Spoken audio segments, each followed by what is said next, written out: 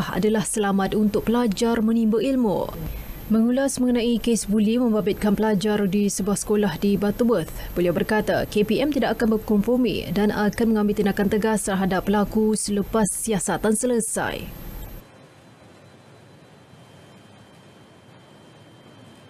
Gangsterisme adalah sejenis salah laku yang sudah lama wujud di kalangan pelajar dan masih lagi berterusan hingga kini. Keadaan ini menjadi bertambah serius apabila didapati semakin ramai pelajar perempuan dan murid sekolah rendah dikesan terlibat dengan gejala something yang dikenali sebagai gangsterisme. Saya, Nur Sabrina binti Mataib, akan menjelaskan tentang gangsterisme di Malaysia. Definisi: menurut Treasure pada tahun 1963 yang merupakan pelopor awal tentang kajian gangsterisme, mengutarakan bahawa pada awal remaja, golongan ini berpotensi mewujudkan geng. Golongan ini juga mudah terdedah dengan keadaan dan persekitaran dengan syarat mereka dapat memperolehi keseronokan dalam kumpulan mereka. Seterusnya merupakan ciri-ciri yang dinyatakan oleh Treasure pada tahun 1991, iaitu tingkah laku yang sama, perjumpaan secara bersemuka, gerakan secara berunit, konflik dan mempunyai perancangan. Treasure juga menyatakan bahawa kewujudan gangster adalah hasil daripada perkembangan satu kumpulan rakan sepamandan Jerman yang bertukar kepada perlakuan devian. Faktor-faktor yang mempengaruhi gejala gangsterisme. Yang pertama adalah institusi kekeluargaan. Arus pemodenan yang pesat di dalam negara penting untuk pembangunan dan peningkatan taraf hidup, tetapi sifat sesetengah ibu bapa yang lebih berkecenderungan untuk mengumpul kekayaan dan bekerja di luar rumah menyebabkan remaja ini terabai atau tidak diberi tumpuan sepenuhnya. Ada ibu bapa yang tidak mempunyai pilihan melainkan bekerja untuk menampung kos sara hidup dan mencari nafkah untuk meneruskan kehidupan.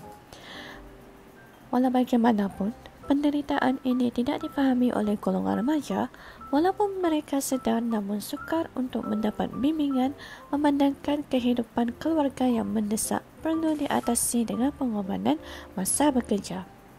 Ada remaja yang tidak takut untuk bergiat aktif di dalam aktiviti gangsterisme kerana sikap ibu bapa sendiri yang mengabaikan tanggungjawab mereka ke atas anak-anak mereka.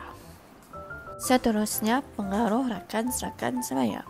Rakan sebaya mempunyai pengaruh yang kuat ke atas kehidupan seseorang kerana kesilapan bergaul dengan rakan-rakan yang salah boleh menyebabkan seseorang remaja terkeluar dari kehidupan yang betul.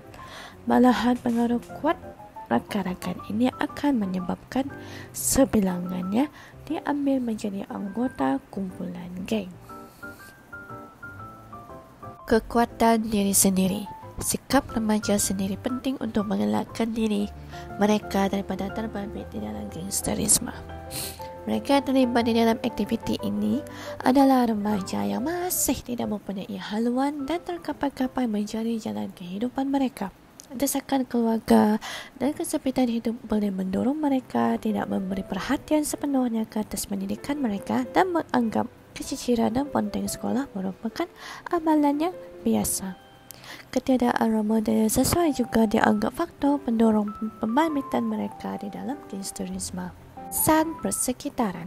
Tempat tinggal yang tidak selesa dengan ahli keluarga yang ramai di rumah yang kecil dan sempit serta pendapatan harian atau bulanan yang kecil boleh menyebabkan remaja ini lebih seronok meluangkan masa di luar rumah.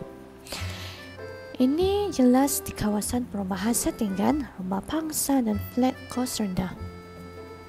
Ada pula dilabel sebagai ahli sesebuah geng kerana kawasan tempat tinggal mereka yang dianggap aktif dengan jenayah kumpulan gangsterisme.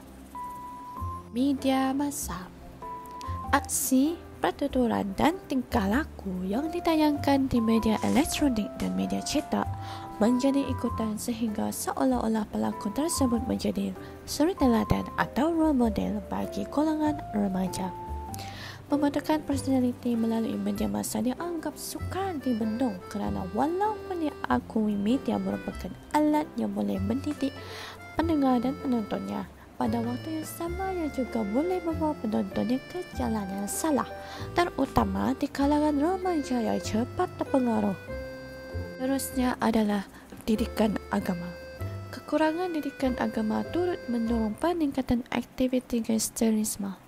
Secara umumnya, jika didikan agama kukuh di dalam diri individu, maka secara langsung ia boleh menghindar remaja tersebut dari terperangkap di dalam kegiatan gangsterisme. Adakah rakan sebaya yang antisosial menyebabkan delinkuensi atau adakah remaja yang mencari rakannya delikuen?